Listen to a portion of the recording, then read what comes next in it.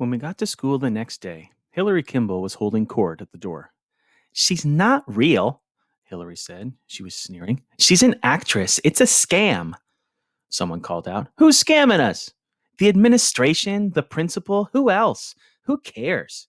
Hillary wagged her head at the absurdity of the question. A hand flashed in the air. Why? School spirit, she spat back. They think this place was too dead last year. They think if they plant some nutcase in with the students, like they plant narcs in schools, someone else shouted. Hillary glared at the speaker, then continued. Some nutcase who stirs things up, then maybe all the little students will go to a game once in a while or join a club. Instead of making out in the library, chimed another voice, and everybody laughed and the bell rang and we went in.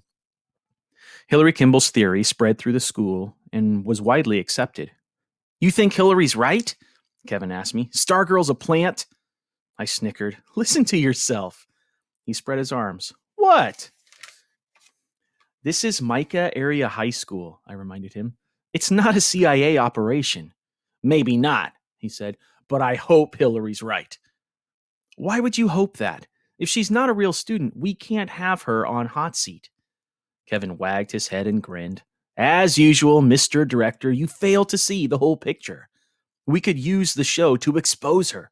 Can't you see it? He did the marquee thing with his hands. Hot seat uncovers faculty hoax. I stared at him. You want her to be a fake, don't you? He grinned ear to ear. Absolutely. Our ratings will go sky high. I had to admit, the more I saw of her, the easier it was to believe she was a plant. A joke. Anything but real. On that second day, she wore bright red baggy shorts with a bib and shoulder straps, overall shorts. Her sandy hair was pulled back into twin-plaited pigtails, each tied with a bright red ribbon. A rouge smudge applied each cheek, and she had even dabbed some oversized freckles on her face. She looked like Heidi, or Bo Peep. At lunch, she was alone again at her table. As before, when she finished eating, she took up her ukulele. But this time, she didn't play. She got up and started walking among the tables. She stared at us. She stared at one face, then another, and another. The kind of bold, I'm looking at you stare you almost never get from people, especially strangers. She appeared to be looking for someone, and the whole lunchroom had become very uncomfortable. As she approached our table, I thought, what if she's looking for me? The thought terrified me, so I turned from her. I looked at Kevin. I watched him grin goofily up at her. He wiggled his fingers at her and whispered, Hi, Stargirl. I didn't hear an answer. I was intensely aware of her passing behind my chair. She stopped 2 tables away. She was smiling at a pudding-bodied senior named Alan Furco. The lunchroom was dead silent. She started strumming the uke and singing. It was Happy Birthday. When she came to his name, she didn't sing just his first name, but his full name. Happy birthday, dear Alan Furco. Alan Furco's face turned red as Bo Peep's pigtail ribbons. There was a flurry of whistles and hoots, more for Alan Furco's sake, I think, than hers. As Stargirl marched out, I could see Hillary Kimball across the lunchroom, rising from her seat, pointing, saying something I could not hear. I'll tell you one thing, Kevin said as we joined the mob in the hallways. She better be a fake. I asked what he meant. I mean, if she's real, she's in big trouble. How long do you think somebody who's really like that is going to last around here?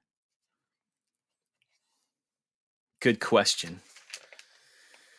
Micah Area High School, Maz, was not exactly a hotbed of nonconformity.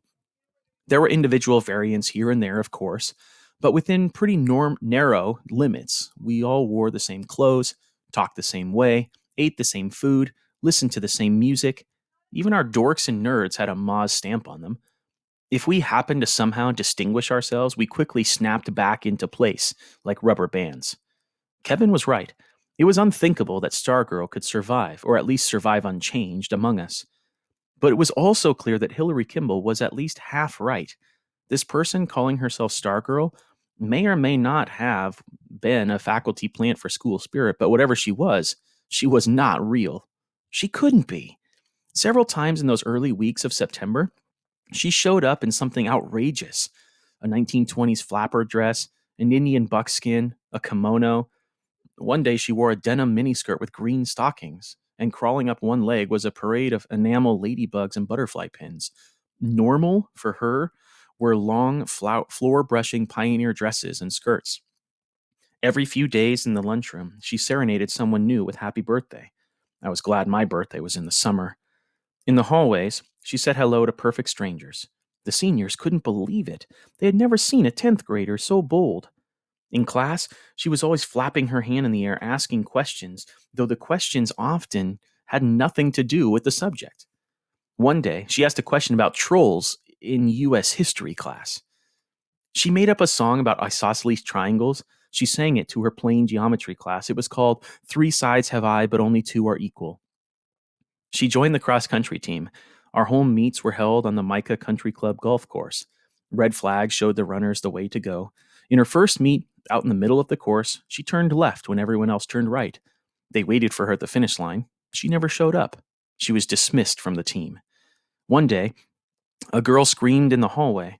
She had seen a tiny brown face pop up from Stargirl's sunflower canvas bag. It was her pet rat.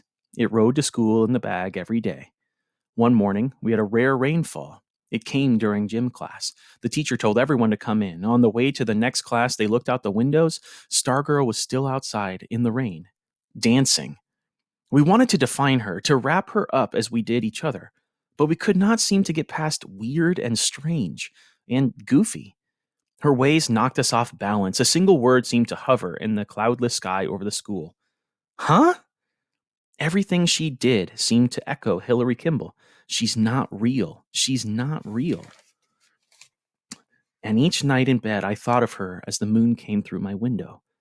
I could have lowered my shade to make it darker and easier to sleep, but I never did.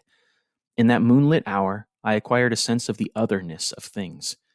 I liked the feeling the moonlight gave me, as if it wasn't the opposite of day, but its underside, its private side, when the fabulous purred on my snow-white sheet like some dark cat come in from the desert.